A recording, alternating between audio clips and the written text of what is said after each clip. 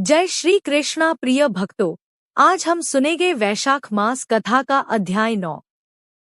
वैशाख मास में विविध वस्तुओं के दान का महत्व तथा वैशाख स्नान के नियम। नारद जी कहते हैं, वैशाख मास में धूप से तपे और थकेमांदे ब्राह्मणों को श्रमनाशक सुखद पलंग देकर मनुष्य कभी जन्म मृत्यु आदि के क्लेशों से कष्ट नहीं पाता। जो वैशाख मास में पहनने के लिए कपड़े और बिछावन देता है, वह उसी जन्म में सब भोगों से संपन्न हो जाता है और समस्त पापों से रहित हो ब्रह्म निर्वाण मोक्ष को प्राप्त होता है। जो तिनके की बनी हुई या अन्य खजूर आदि के पत्तों की बनी हुई चटाई दान करता है, उसकी उस चटाई पर साक्षात भगवान विष्णु शयन करते हैं। चटाई देने वाला बैठने और बिछाने आदि में सब ओर से सुखी रहता है। जो सोने के लिए चटाई और कंबल देता है, वह उतने ही मात्र से मुक्त हो जाता है। निद्रा से दुहक का नाश होता है, निद्रा से थकावट दूर होती है और वह निद्रा चटाई पर सोने वाले को सुखपूर्वक आ जाती है। धूप से कष्ट पाए हुए श्रेष्ठ ब्राह्मण को जो सूक्ष्मतर वस्त्र दान करता है, वह पूर्ण आयु और परलोक में उत्तम गति को पाता है। जो पुरुष ब्राह्मण को फूल और रोली देता है, वह लौकिक भोगों का भोग करके मोक्ष को प्राप्त होता है।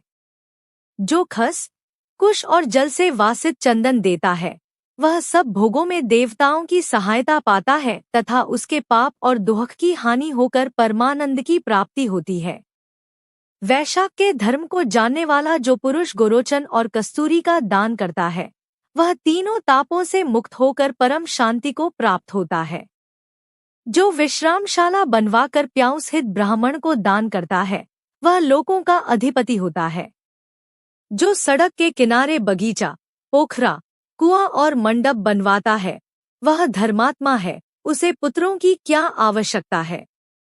उत्तम शास्त्र का श्रवण, तीर्थयात्रा, सत्संग, जलदान, अन्नदान, पीपल का वृक्ष लगाना तथा पुत्र, इन 7 को विज्ञ पुरुष संतान मानते हैं। जो वैशाख मास में तापनाशक तक्र दान करता है, वह इस पृथ्वी पर विद्वान और धनवान होता है। धूप के समय मट्ठे के समान कोई दान नहीं, इसलिए रास्ते के थकेमांदे ब्राह्मण को मट्ठा देना चाहिए। जो वैशाख मास में धूप की शांति के लिए दही और खाड़ दान करता है तथा विष्णुप्रिय वैशाख मास में जो स्वच्छ चावल देता है, वह पूर्ण आयु और संपूर्ण यज्ञों का फल पाता है। जो पुरुष ब्राह्मण के लिए गोघृत अर्पण करता है, वह अश्वमेध यज्ञ का फल पाकर विष्णुलोक में आनंद का अनुभव करता है। जो दिन के ताप की शांति के लिए सायंकाल में ब्राह्मण को ऊख दान करता है, उसको अक्षय पुण्य प्राप्त होता है। जो वैशाख मास में शाम को ब्राह्मण के लिए फल और शरबत देता है, उससे उसके पितरों को निश्चय ही अमृतपान का अवसर मिलता है।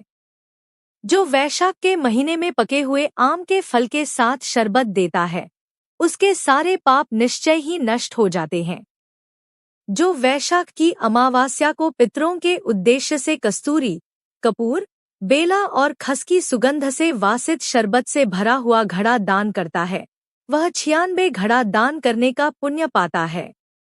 वैशाख में तेल लगाना, दिन में सोना, कांस्य के पात्र में भोजन करना, खाट पर सोना, घर में नहाना, निषिद्ध पदार्थ खाना, दोबारा भोजन करना तथा रात में खाना, ये 8 बातें त्याग देनी चाहिए।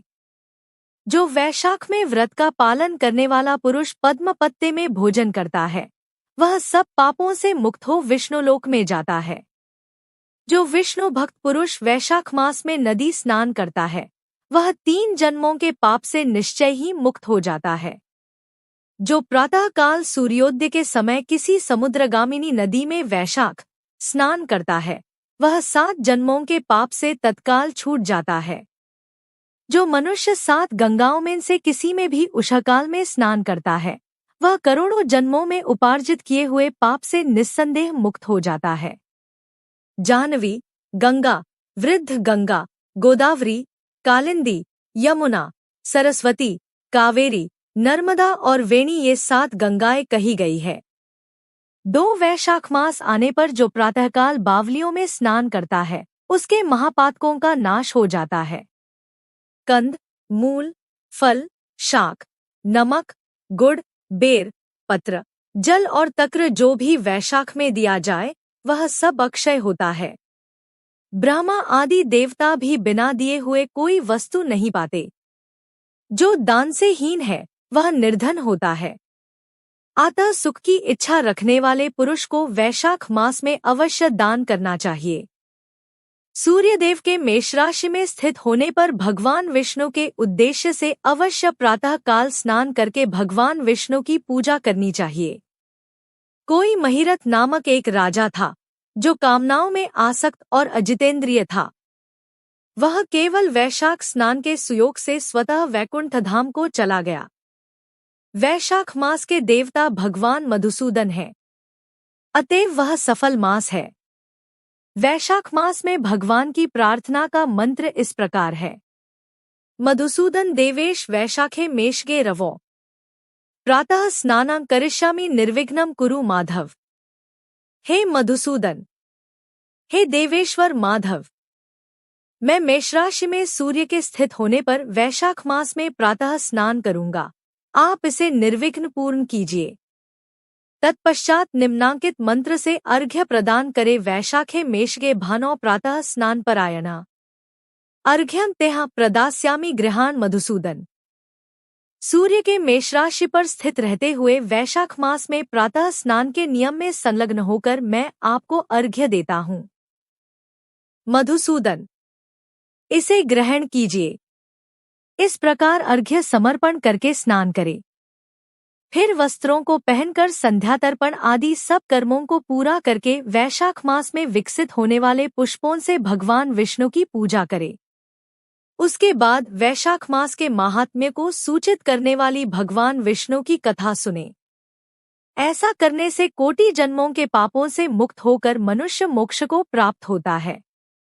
यह शरीर अपने अधीन है, जल भी अपने अधीन ही है, साथ ही अपनी जिह्वा भी अपने वश में है। अतः इस स्वाधीन शरीर से स्वाधीन जल में स्नान करके स्वाधीन जिह्वा से हरि इन दो अक्षरों का उच्चारण करे। जो वैशाख मास में तुलसीदल से भगवान विष्णु की पूजा करता है वह विष्णु की सायुज्य मुक्ति को पाता है। अतः अनेक प्रकार के भक्ति मार्ग से तथा भांति भांति के व्रतों द्वारा भगवान विष्णु की सेवा तथा उनके सगुण या निर्गुण स्वरूप का अनन्य चित्त से ध्यान करना चाहिए। यह भाग यहीं पर समाप्त होता है। अगर आपको यह कथा पसंद आई हो तो कमेंट बॉक्स में जय श्री कृष्णा लिखकर हमारे चैनल को सब्सक्राइब करके वीडियो को लाइक और शेयर जरूर करें।